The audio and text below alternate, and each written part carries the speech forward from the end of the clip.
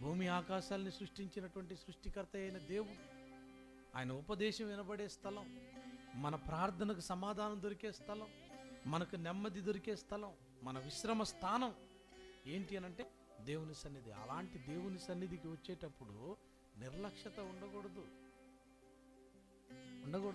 పరిగెత్తాలా.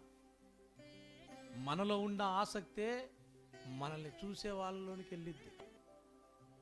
అర్థమైందా?